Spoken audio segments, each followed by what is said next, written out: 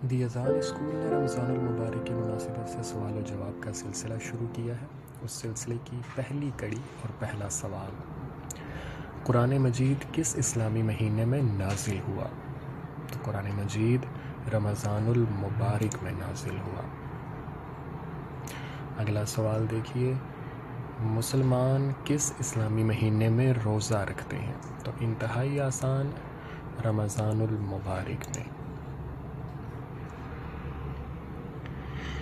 اچھا یہ بتائیے کہ روزہ جسے عربی میں صوم کہتے ہیں، اس کے معنی کیا ہیں؟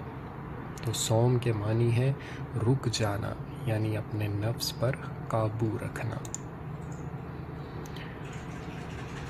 اب بتلائیے کہ روزوں کی فرضیت کا حکم قرآن مجید کی کس صورت میں آیا ہے؟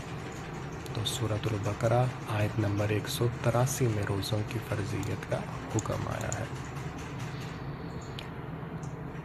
بتائیے کہ رمضان المبارک اسلامی کیلنڈر کا کون سا مہینہ ہے؟ تو رمضان المبارک ہجری کیلنڈر کا 9واں مہینہ ہے۔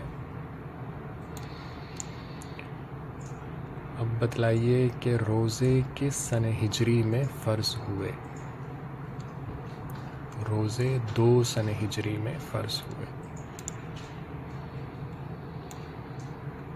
اگلا سوال دیکھیے، رمضان المبارک کن 2 امور کا مجموعہ ہے؟ تو دن کو روزہ رکھنا اور رات کو قیام کرنا، یہ 2 انتہائی اہم امور ہیں رمضان المبارک کے۔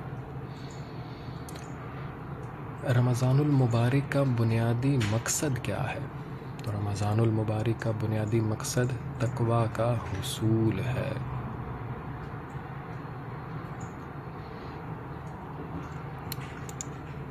تقویٰ سے مراد کیا ہے؟